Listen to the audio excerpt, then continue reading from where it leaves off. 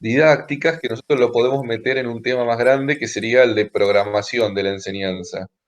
Esa palabra programación, que es muy genérica, lo que quiere plantear es que ustedes recordarán de lo que habían hablado también en Didáctica 1, que la enseñanza es una actividad que es intencional.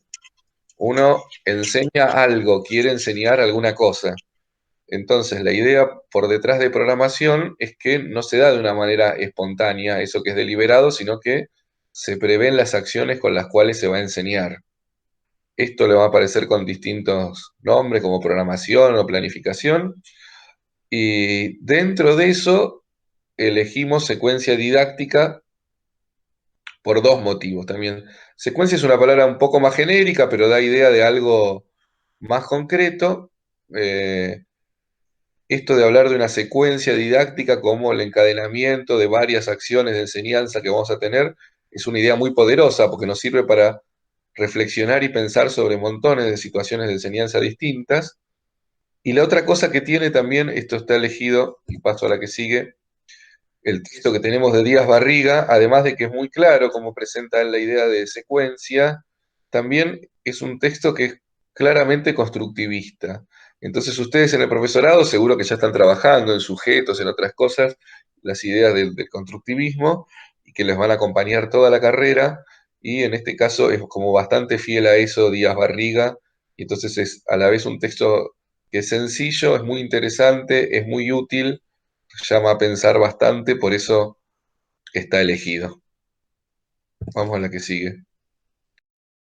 La secuencia didáctica es una serie de actividades de aprendizaje con un orden interno entre sí, ¿no? Acá tenemos las dos palabras, son importantes, secuencia y didáctica, ¿no? Se trata de acciones que son para enseñar, por eso que son didácticas, que están siempre puestas con el objetivo en las clases, aunque uno puede pensar una secuencia didáctica en un ámbito también no formal, ¿no? Pero bueno, en el ámbito formal nuestro de las clases están siempre puestas todas las actividades con la intención de enseñar. Y también conforman una secuencia porque no están simplemente sumadas unas a otras, sino que lo que sucede es que todas contribuyen a un propósito general de enseñar algo más grande y están puestas en esa secuencia porque contribuyen a ese objetivo, ¿no? Es decir, que la secuencia tiene que tener una cuestión de orden, de balance, de coordinación entre sí para convertirse en una secuencia, ¿no? Vemos ahí atrás en la imagen como una red atada, eso es lo que conforma una secuencia, ¿no? Una trama que permite a los alumnos cuando la atraviesan ir hacia un conocimiento complejo. Y en la visión constructivista, que es la que plantea Díaz Barriga, nosotros vamos a ver varias cosas. Primero, que las experiencias previas se tienen que conectar con un objeto de conocimiento nuevo. Tenemos esos dos puntos de partida para pensar la secuencia de manera constructivista. Yo quiero lograr algo nuevo, pero siempre lo voy a poder hacer a partir de lo que ya tengo construido antes, ¿no? Entonces, una cosa que va a ser previa a la secuencia va a ser pensar en un diagnóstico respecto de lo que yo quiero enseñar. Otra característica es que se parte de un problema de la realidad. Es decir, lo que se busca enseñar es algo que le permita a la persona que aprende apropiarse de algo nuevo, que mejore su dominio sobre el mundo. Entonces eso va a ser algo de la realidad que no conoce y que yo a través de esa secuencia voy a intentar ponerlo en contacto y que logre apropiárselo y resignificarlo. Y obviamente para lograr todo esto no lo puedo hacer a través de ejercicios monótonos. Una cosa que simplemente es una ejercitación puede estar o puede colaborar a una destreza muy específica y restringida. Pero si yo quiero aprender algo complejo, no lo voy a lograr ni atomizándolo, es decir, no lo voy a lograr separándolo en pedacitos, ni voy a lograr que se consiga a través de repeticiones o de ejercicios. Un planteo muy interesante que hace Díaz Barriga es decir que la secuencia no es una sola secuencia, son dos secuencias en paralelo. Por un lado, hay actividades que lo que están favoreciendo es el aprendizaje. Ese es uno de los caminos y es el que más habitualmente nosotros identificamos con la secuencia de aprendizaje. Y por otro lado, todas las actividades de enseñanza y por lo tanto las actividades para el aprendizaje de los alumnos están acompañadas de una evaluación que hacemos nosotros. Esta evaluación no es un momento aislado o posterior a enseñar, sino que yo no puedo enseñar sin observar qué cosas hacen los alumnos, qué cosas les pasan a ellos, qué problemas tienen, qué ayuda necesitan. Todo eso forma parte de la evaluación que va constante acompañando la enseñanza. Y además, esta idea de enseñanza en secuencia tiene implícita una idea de progresión, que logro una cosa y después logro otra más compleja y otra más compleja y otra más compleja. Entonces necesito también la evaluación para estar seguro que estoy construyendo sobre algo firme que ya se logró. Acá estamos combinando dos tipos de evaluaciones distintas, la evaluación formativa y la evaluación sumativa. Empezando al revés, en la mirada más tradicional del sistema educativo formal, la evaluación solía aparecer al final y tenía un carácter de acreditación, de decir si alguien estaba en condiciones o no, si pasaba o no pasaba, si repetía o no repetía, si se llevaba la materia. Entonces estábamos acostumbrados a que la evaluación apareciera solo al final y como un juicio de valor total. Él dice, bueno, parte de esto, si nosotros lo tomamos y le damos un sentido correcto, es lo que podríamos llamar la evaluación sumativa. Es decir, la que cuando yo termino mi secuencia didáctica, a través de hacer algo complejo, un proyecto, una presentación, elaborar un objeto, un diálogo, algo que sea complejo, me permite a mí juntar todas las evidencias que tengo de aprendizaje y llegar a ese juicio, pensar si se logró total o parcialmente lo que yo buscaba. Eso sería la evaluación sumativa y que tal vez es lo más parecido a que nosotros pensamos como evaluación tradicional. Pero en el camino hay otro tipo de evaluación que es la formativa. ¿En qué consiste esa evaluación formativa? Básicamente para el alumno es una retroalimentación, es decir, es contarle cómo va en ese proceso. Cada vez que necesite una imagen de lo que está haciendo, el docente puede ponerse en ese lugar de contar cómo va. Y para el docente además sirve para tener unos juicios que son parciales sobre los avances que tienen los alumnos individualmente y como grupo, los problemas que presenta un contenido, los materiales, una actividad, las dificultades que hay y cómo se pueden ir mejorando, alterando en la que sigue en la secuencia. Es decir, que es una cosa que nos acompaña todo el camino y que le estamos poniendo un foco y un nombre muy especial para no perderlo de vista, pero que también es algo que nosotros haríamos de manera espontánea. En la interacción con las otras personas siempre estamos evaluando de alguna manera lo que las otras personas hacen. Acá está puesto a propósito para decir que uno tiene que llevar la atención a eso y que pensar en el durante, que hay muchas cosas para evaluar. Dice una forma de organizar las secuencias didácticas es dividir en tres tipos de actividades. La primera son actividades de apertura. ¿Y para qué sirven esas actividades de apertura? Básicamente hay dos cosas que hacen. Uno que pone en contacto a los alumnos con esta nueva objeto de la realidad que se va a abordar. Y al hacer eso, activa la preparación para esto, activa el clima del aprendizaje y nos pone todos en la situación de esto nuevo que vamos a estar haciendo. Y lo que dice también es que la apertura es una apertura en el tema y no pensarlo a veces rígidamente como apertura en cada clase. No, no es que yo en cada clase tengo que volver a introducir y meternos. Si es un proceso de aprendizaje más largo y continuo, lo abro cuando empieza el tema y lo demás en cada sesión es volver a retomar el trabajo.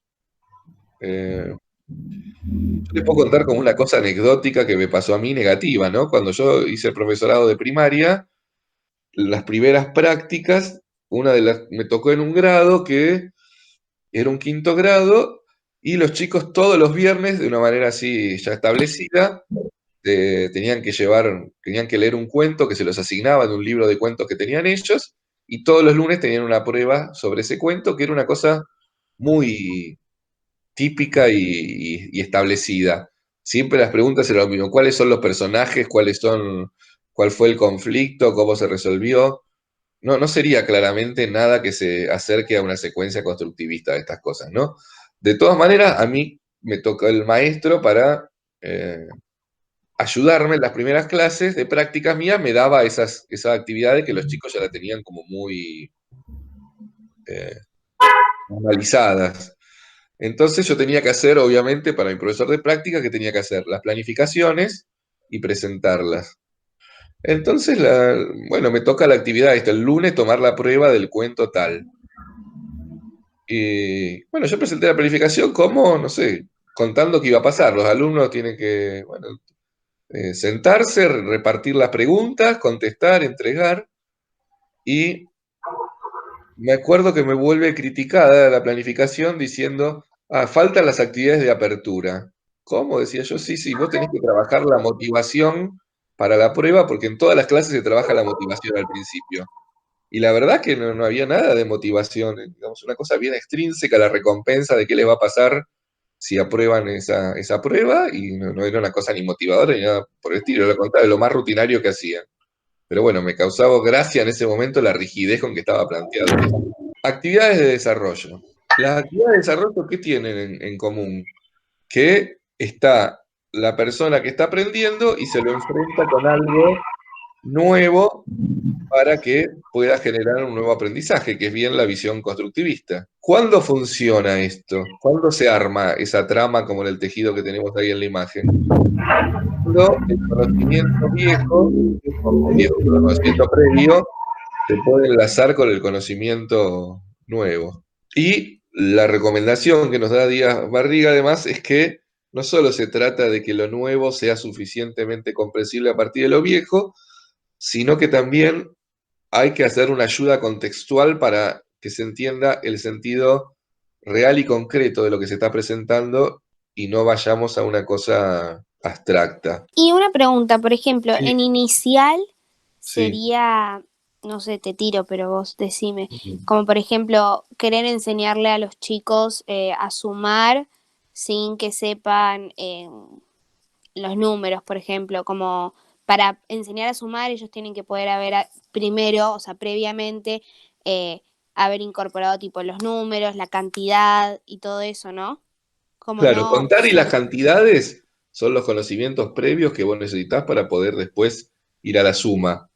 claro. Entonces, en la visión constructivista, cuando uno plantea un estímulo nuevo, hay una manera de clasificarlo. Un estímulo de una cosa que ya es conocida y dominada por la persona no es realmente estimulante y no presenta información nueva. Por ejemplo, si ustedes alguien le estuviera contando algo que ya saben. No sé, si van a hacer un paquete, si van a cocinar fideos, ¿miran el tiempo que dice el paquete, el minutos de cocción o no?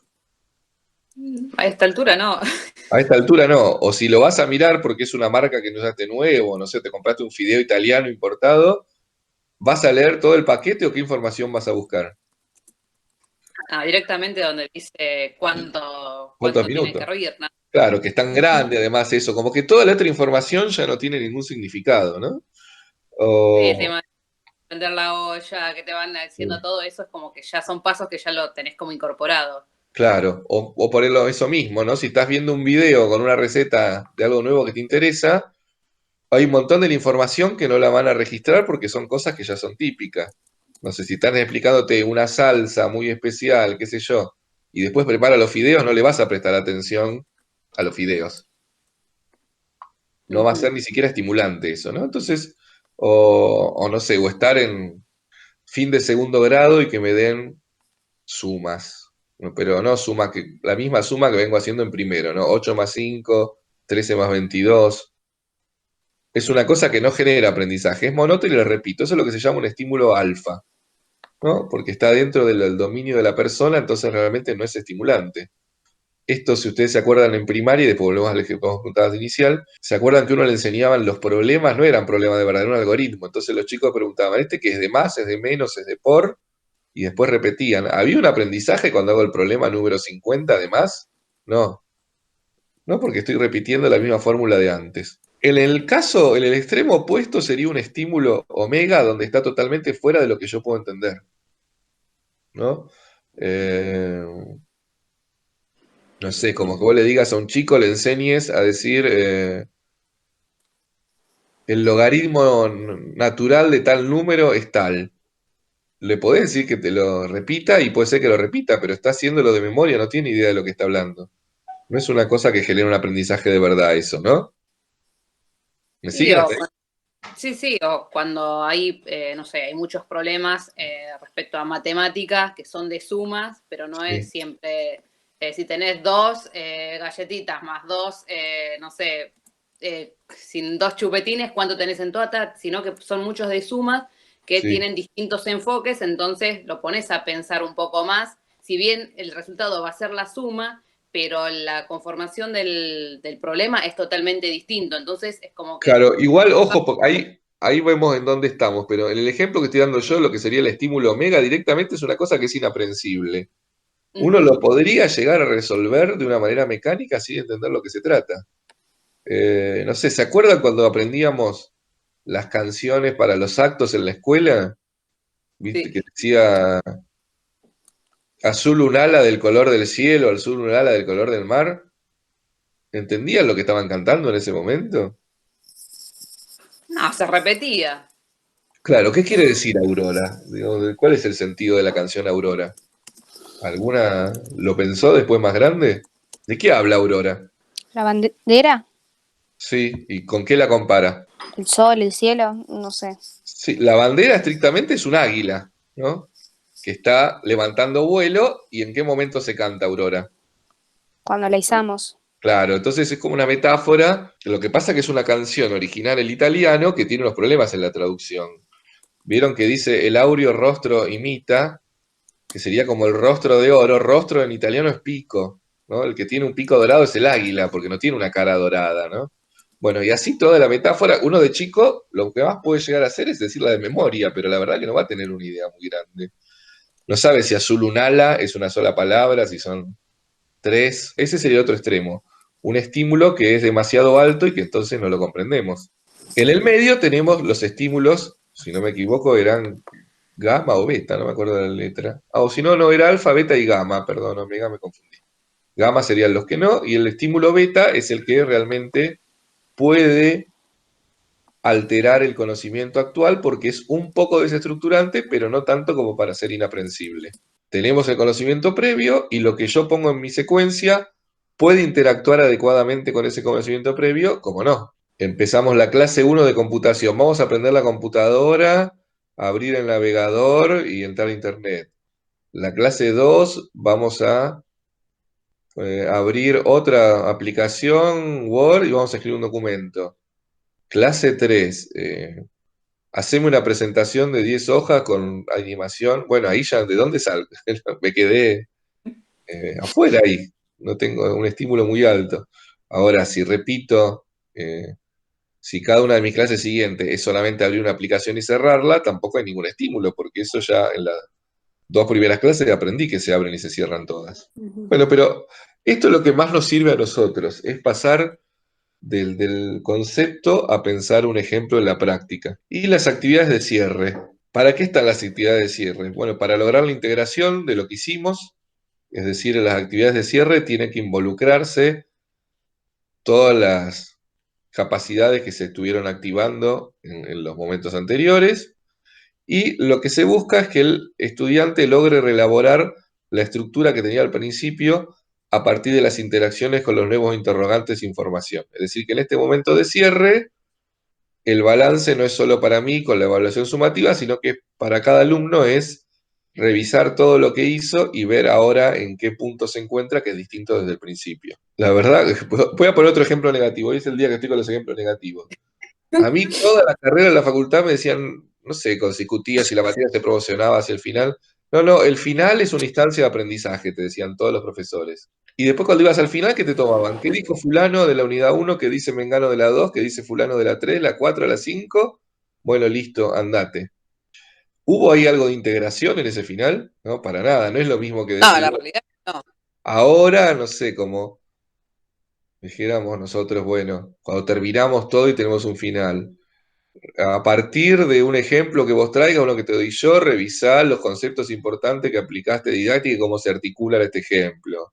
Con lo que aprendiste en la unidad 2, ¿qué podés decir de la unidad 1? Digamos, ahí podría pensarse en un tipo de interacción. Lo otro no es más que una evaluación tradicional.